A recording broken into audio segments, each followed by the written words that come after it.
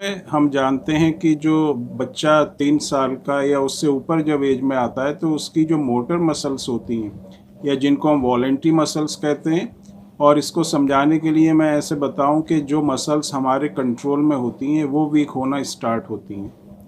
3 साल का जब बच्चा होगा उसके बाद ये सिम्टम दिखाई देने लगेंगे। बच्चे को बैठ के उठने में प्रॉब्लम, चलने में प्रॉब्लम और अपना रूटीन वर्क करने में प्रॉब्लम महसूस होगी। और जैसे जैसे उसकी एज बढ़ेगी, 4, 5, 6, 7 साल, उसकी जो प्रॉब्लम है वो ये बढ़ती रहेगी और उसकी जो मसल्स हैं वो वीक होती ही चली जाएंगी और बच्चे में काफ़ी कमज़ोरी जो है हो जाएगी। इसके बाद जो दूसरी और बहुत ही इम्पॉर्टेंट चीज़ होती है वो होता है कि बच्चे की इंटरनल मसल्स का वीक होना, और ये एक ऐसी चीज़ है जिसको हमको रोकना बहुत ही ज़रूरी है। इंटरनल ऑर्गन्स जो हैं उनकी मसल्स को वीक नहीं होना चाहिए, जिससे ये एक लाइफ थ्रेटनिंग जो है सिचुएशन बन जाती है। तो उसमें एक एज होती है 11 या 12 साल। जब बच्चा 10 साल पूरे कर लेता है उसके बाद जब वो 11 साल या 12 साल की एज में आता है तो उसके जो इंटरनल ऑर्गन्स होते हैं, और ये इंटरनल ऑर्गन्स जो होते हैं बहुत ही वाइटल और बहुत ही इम्पॉर्टेंट ऑर्गन्स होते हैं, इनकी मसल्स जो है वीक होना स्टार्ट होती है। इसमें जो ऑर्गन्स होते हैं जिनकी मसल्स वीक होती हैं वो हमारा हार्ट, जो दिल है, जिनकी मसल्स को हम कार्डियक मसल्स कहते हैं, वो वीक होना स्टार्ट होंगी। उसके बाद जो डायफ्राम होता है, जो हमारे लंग्स होते हैं, उसके नीचे एक लेयर होती है, एक मेम्ब्रेन होती है जिसको हम डायफ्राम कहते हैं, वहाँ की मसल्स जो होती हैं वो वीक होती हैं और उसके बाद ये ऊपर से लेके नीचे की तरफ को चलता है। इंटरनल जो जो हमारे लोअर लिम्ब होते हैं वहाँ की मसल्स जो हैं वीक होती हैं। इस तरह से पैटर्न चलता है। उसके बाद हाथों में वीकनेस आती है। जब कार्डियक मसल्स, जो हार्ट की मसल्स हैं, वो वीक होंगी तो जो हमारा हार्ट का जो फंक्शन होता है, कॉन्ट्रैक्शन और एक्सपेंशन, हार्ट आपका जो है कॉन्ट्रैक्ट नहीं करेगा,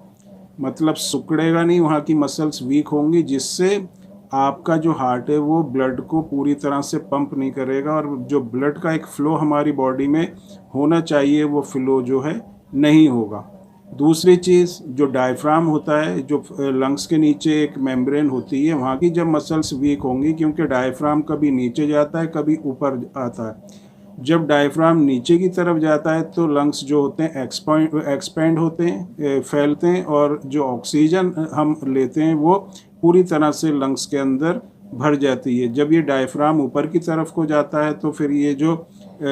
ऑक्सीजन होती है ब्लड के साथ जो है अंदर जाती है, हार्ट में जाती है, और जो कार्बन डाइऑक्साइड है वो बाहर हम छोड़ते हैं। लेकिन जब इसकी मसल्स वीक होंगी डायफ्राम की, तो जो ऑक्सीजन है वो हमारी बॉडी के अंदर नहीं पहुंचेगी, जिससे सांस लेने में परेशानी होना और एक जैसे घुटन सी होती है इस तरह की प्रॉब्लम होना, और जो एनर्जी हमारी बॉडी को चाहिए होती है वो एनर्जी बॉडी को नहीं मिलना, जिससे और कमज़ोरी होना, इस तरह के सिम्टम्स जो होते हैं वो दिखाई देने लगते हैं। तो हमारे हार्ट की मसल्स को हमको स्ट्रॉन्ग रखना है, हमारा जो डायफ्राम है उसकी मसल्स को स्ट्रॉन्ग रखना है। इसके बाद एक और जो प्रॉब्लम आती है डीएमडी के पेशेंट्स में, वो होती है उसका जो खाने वाला जो पाइप होता है, फूड पाइप, ऑइसोफेगस, वहाँ की मसल्स भी वीक होती हैं, तो खाने में भी परेशानी होना। तो इस तरह की प्रॉब्लम्स जो हैं वो जो है आती हैं, और जिससे जो है अगर इस तरह की जब प्रॉब्लम बढ़ती ही चली जाएंगी, जो हार्ट मसल्स हैं वो वीक होने लगेंगी, जो लंग्स हैं वो प्रॉपर काम नहीं करेंगे, खाना खाने में दिक्कत होगी, ऑक्सीजन बॉडी को नहीं मिलेगी, तो ये एक लाइफ थ्रेटनिंग कंडीशन हो जाती है।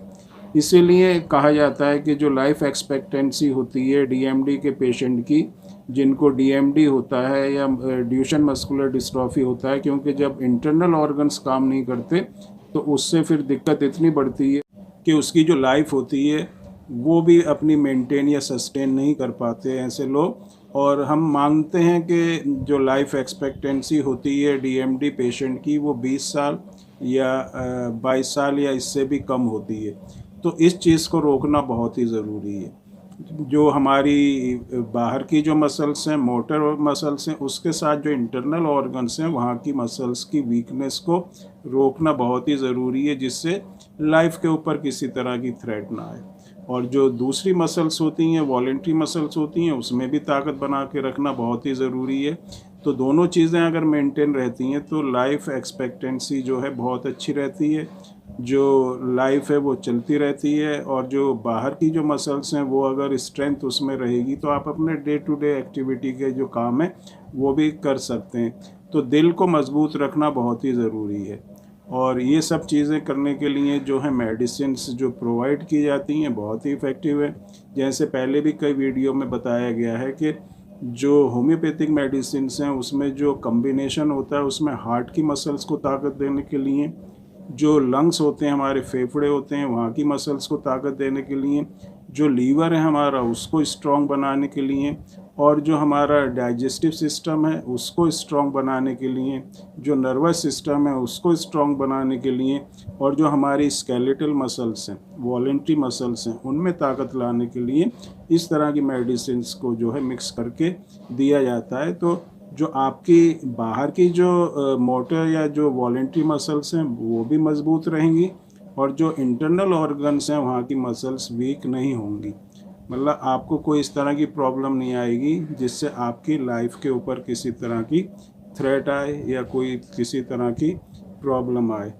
तो उम्मीद करता हूँ कि जो वीडियो बनाया इसमें आपको समझ में आया होगा कि अंदर की जो ऑर्गन्स होते हैं उनकी मसल्स किस तरह से डीएमडी के जो पेशेंट्स होते हैं या दूसरी जो मस्कुलर डिस्ट्रॉफी होती हैं उनके पेशेंट्स को भी ये प्रॉब्लम आती है, लेकिन वो थोड़ा स्लो प्रोसेस रहता है। और डीएमडी जो ड्यूशेन मस्कुलर डिस्ट्रॉफी होती है उसमें प्रॉब्लम तेज़ी के साथ बढ़ती है, और 12 साल के साथ आते आते जो बच्चा होता है वो व्हील चेयर पे या बेड के ऊपर तक पहुंच जाता है।